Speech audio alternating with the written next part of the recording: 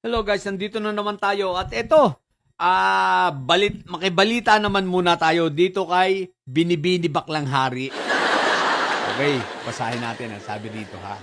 BIR files tax evasion case versus Harry Roque, his wife, associate, April 27, 2026. O guys ha, ito na nga po Rudy. So, ang asawa ni Binibini Baklang Hari na nasa Pilipinas, mukhang siya na lang ang haharap sa kasong ito. Bagamat ito ay bailable, at least may kaso, di ba? Nakakaharapin. Dagdag na namang kaso ito si Binibini Baklang Hari na bagamat alam naman natin na wala naman na talagang intensyon na umuwi, no?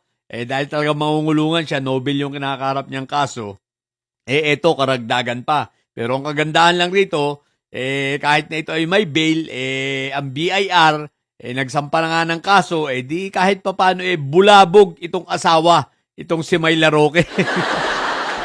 Pero guys, eto ha. Okay. Ang sabi ng pinaalala sa akin ng ating puting kabayo na sabi niya, bro, ngayong May, mag-aanim na buwan na yung application ni Binibini Baklang Hari sa Vienna, no? Sa Austria, para sa kanyang asylum. Kasi ganito guys, ang normal kasi na application talaga ng asylum is umaabot ng 6 na buwan. At sa loob ng 6 na buwan, nagdidesisyon ang bansa, itong Vienna, no, Austria, patungkol sa mga nag-a-asylum, no, nag-a-apply. Kaya lang, syempre, minsan meron daw namang mga pangyayari at ayon din sa ating research, minsan mas tumatagal, naabot ng taon, meron din naman na 6 na buwan, napapag-desisyon na. So, nagdidepende yan sa dami ng aplikante. Ang balita ko, maraming aplikante ngayon Pero ganun pa man, tingnan natin ha.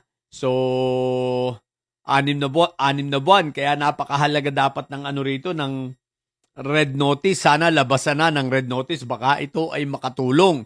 Sapagkat ngayong Mayo, 6 na buwan na ang aplikasyon ni Binibini Baklang Hari na supposed to be, dapat maglalabas na ng desisyon ng Austria kung granted ba or denied, no? So, kung granted, wala. Mananatili na siya ron for life. Pero kung denied, agoy, biglang makakauwi na siya. Ang ibig ko lang sabihin, John Vic Remulla, naman, ito ha, nakalusot na si Saldinho. Baka pwedeng pakipukpukan mo ng follow-up itong request ninyo ng red notice dito kay Binibini Baklang Hari. Baka ito ay susi, no? Para makapagdesisyon agad ang Austria at ma-deny ang asylum nito ni Binibini Baklang Hari dahil 6 na buwan na. Ngayong Mayo. Tanda natin 6 months, okay? Ngayong Mayo. So ngayon, pwedeng labasan siya ng desisyon or pwedeng humaba.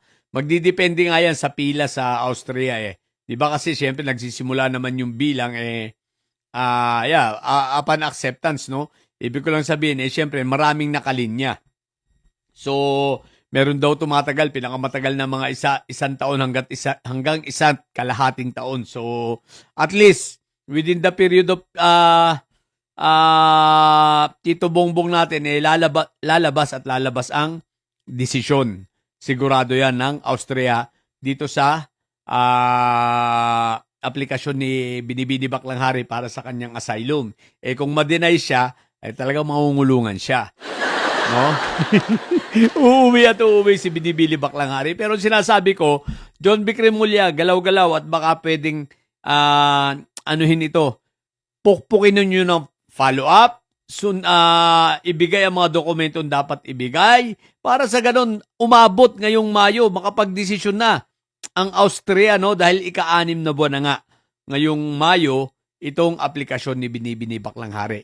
Alam mo naman ang taong bayan excited na makauwi si Binibini Baklang Hari, Pag nakauwi yan, di ang dami niyang kasong kakaharapin.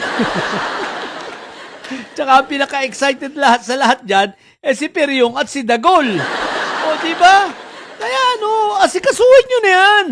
Di ba? Huwag na magpatumpik-tumpik. Ang dami mo na. Naku, puro di. So, yun lang. So, abangan natin ngayong Mayo kung maglalabas ba ang Austria or may extend, hindi natin alam. Pero let's pray. Sana lumabas at ma-deny itong aplikasyon ni Binibining Baklang Hari ng asylum. Dahil pag ito na-deny, dire-diretso na yan, deport na yan, uwi ng Pilipinas yan, at dire-diretso yan sa kulungan. So, yun lang.